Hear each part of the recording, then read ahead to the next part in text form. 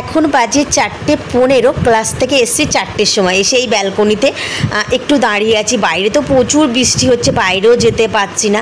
আর এই যে দেখতে মানে বাইরে যেতে গেলে ছাতা নিয়ে যেতে হবে।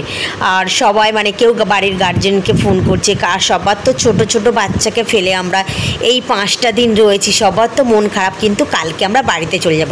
তো আমরা রাত্রিবেলা কিভাবে কাটাই সেটা আজকে তোমাদের সাথে শেয়ার করব। রাতে কিন্তু আমরা খুব মজা করে রেগুলারই কাটাই, আর রেগুলার তোমাদের সাথে রাতে কি করি সেটা শেয়ার করে। আর এখানে দেখতে পাচ্ছ সবাই ক্লান্ত হয়ে গেছে, কেউ তো কারোর গার্জেনের কাছে ফোন করছে, যেহেতু ছোট্ট ছোট্ট সব বেবিদের বাড়ি রেখে দিয়েছি, কারোর 9 মাস, কারোর 1 বছর, কারোর 1.5 বছর, এইরকম। তা সবাই ফোনে কথা বলছে, আমিও ফোনে কথা বলছিলাম। তো চলো এইবার রাত্রিবেলা তোমাদের সাথে কথা হবে।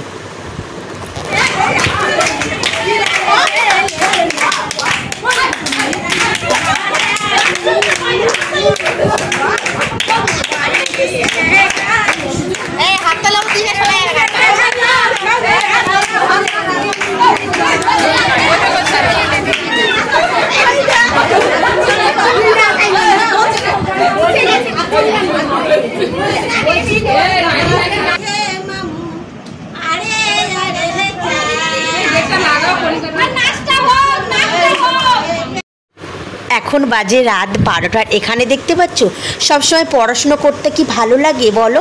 তো এখানে একটু সবাই ডান্স করছে, কেউ নাচছে। আর এই যে দেখতে পাচ্ছ এই যে দিদিটা যে নাচছে, তো আমি বলছি এটা কিন্তু আমি কাকুর কাছে পাঠিয়ে দেব।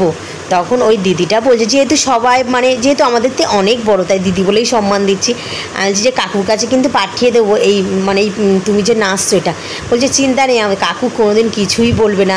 তো এইভাবে আমার রাতটা পার হয়ে যায়। আর এই যে দেখতে হচ্ছে সবাই কেউ ডান্স করছে। আর আমার মাম্মামের জন্য খুব খারাপ লাগছে জানো তো, একটুও ঘুম আসছে না। মানে এই 4টে দিন তো আমি ঘুমাতেই পারিনি, যেহেতু মাম্মাম কোলের ধারে না থাকলে আমার তো ঘুমই হয় না। তো কি করব, কিছু করার নেই। কালকে বাড়িতে যাওয়ার একটা দিন, মানে এই রাতটা শেষ রাত আমাদের।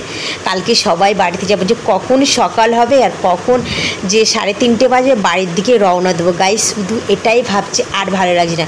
তো চলো আজকে যেটুকু হলো সব কিছু শেয়ার করছি, যেহেতু সব কিছু তো ফোন ক্যাপচার করতে পারছি না, যেটুকু করতে পারছি তোমাদের সাথে শেয়ার করছি। তো ভালো লাগলে লাইক